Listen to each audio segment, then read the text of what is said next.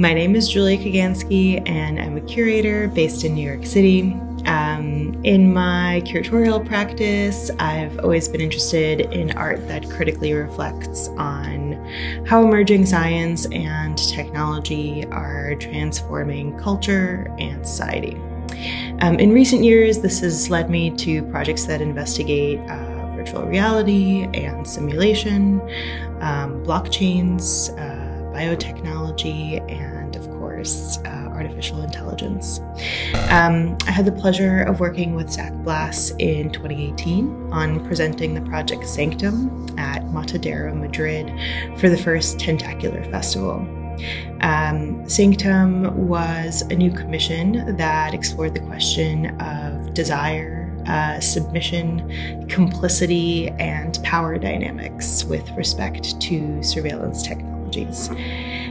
It was set in this former cold storage of an old slaughterhouse turned cultural center, which was a very fitting setting for the project.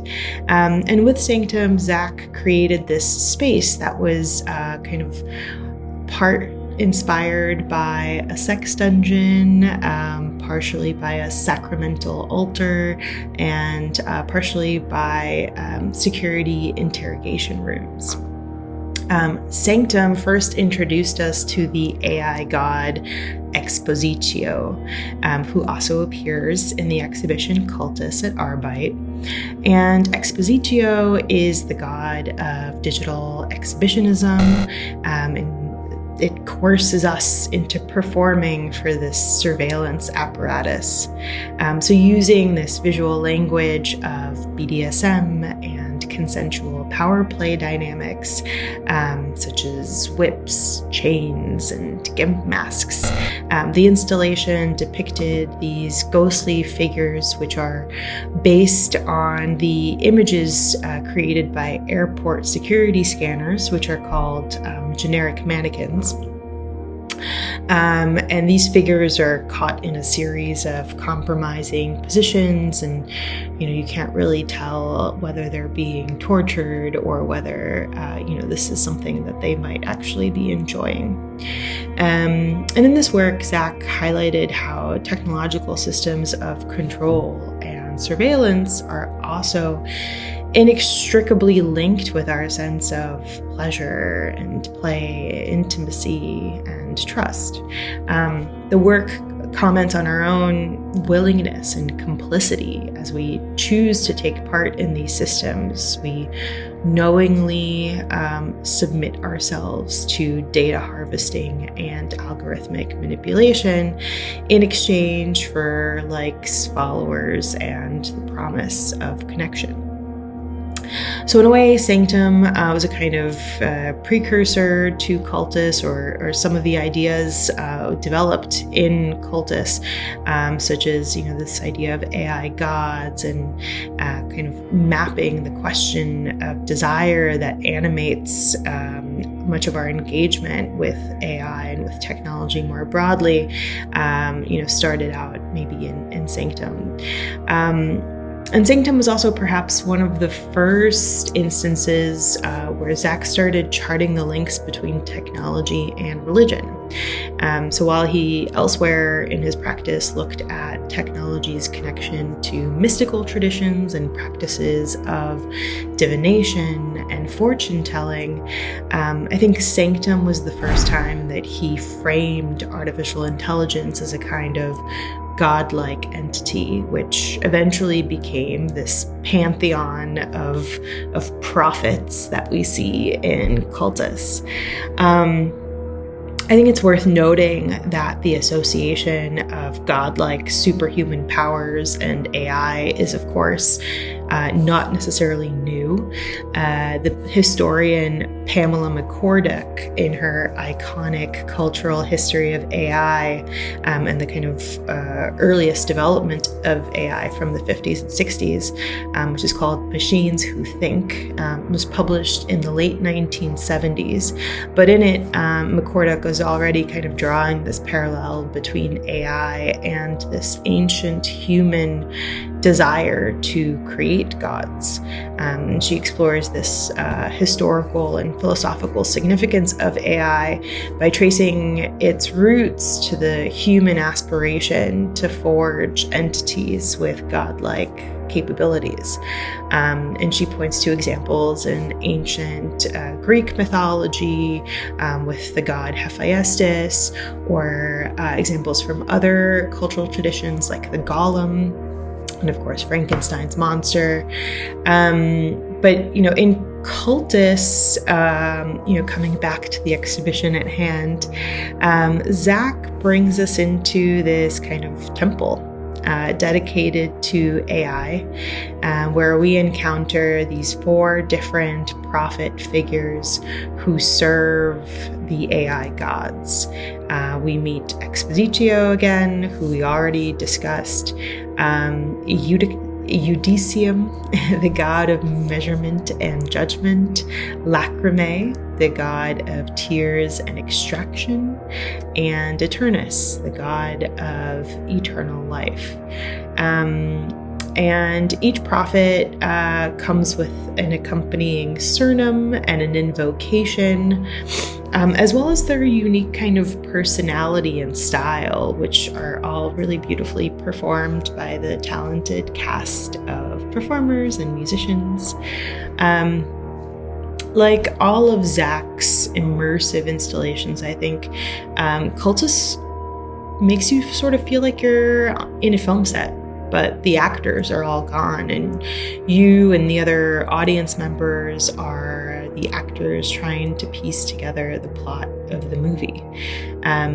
The central altar is lined with this kind of sacred geometry symbols that feel reminiscent of ancient religious iconography, Gnostic symbols, Kabbalistic charts, and maybe it's a pagan imagery. Yet these markings also evoke the computational. They kind of resemble network architectures and technical diagrams and corporate logo designs. And of course, they also reference John Dee's table.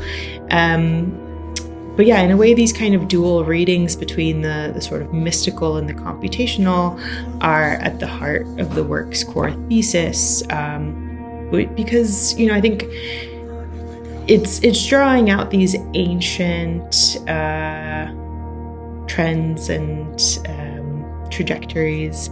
At one point in time, people had a sacred relationship with nature and sought out the divine in the movements of the stars and the changing of the seasons and, extreme weather events. And now in our secular, rational, modern society, we have a sacred relationship with technology. And many historians have actually explored this deep and long-running link between technology and religion.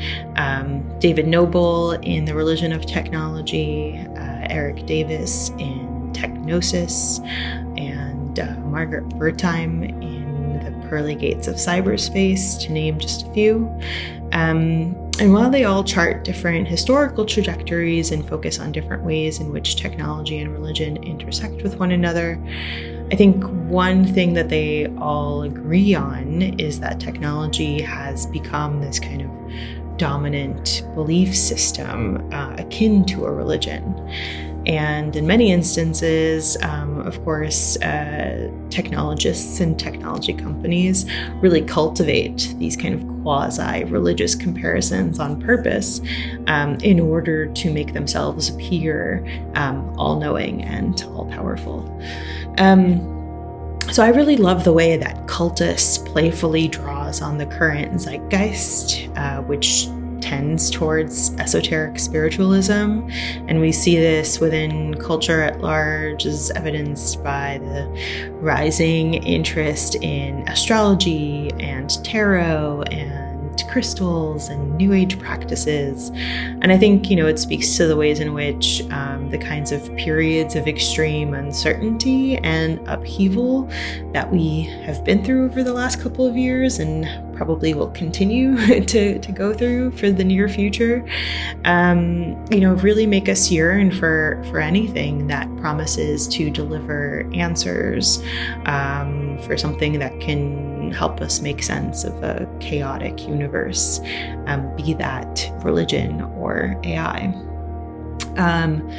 Zach's work is amazing because of the way that he really makes palpable these kind of broader structures of feeling and latent desires that propel AI and technology at large into the kind of all-consuming force that it is today.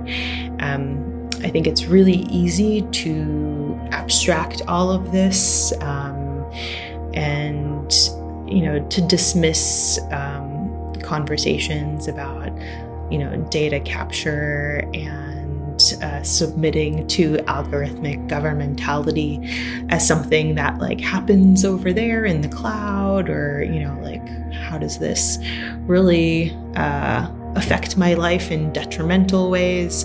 And I think one of the things that I really love about Zach's work is that he finds ways to bring it back to the physical body.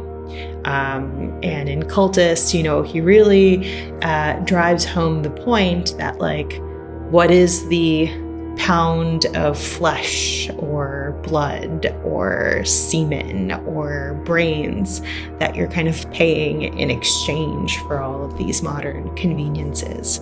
The body and all its kind of messy materiality is very present in CULTUS, through both the kind of language that you find in the various sermons and invocations, but also maybe most poignantly through these kind of sacrificial offerings that are positioned around the altar's perimeter.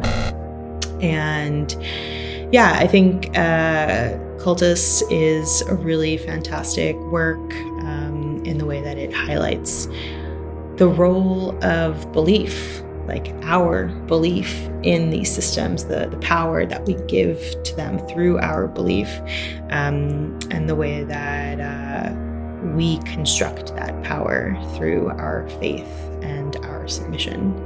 I think it drives home this point for me that we manifest the reality that we believe in.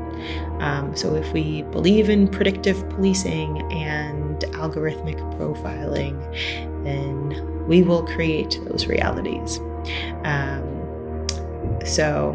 By placing our faith in AI, in algorithms trained on, a repository of a selective past, we invoke that vision of the future into being at the altar of the AI gods.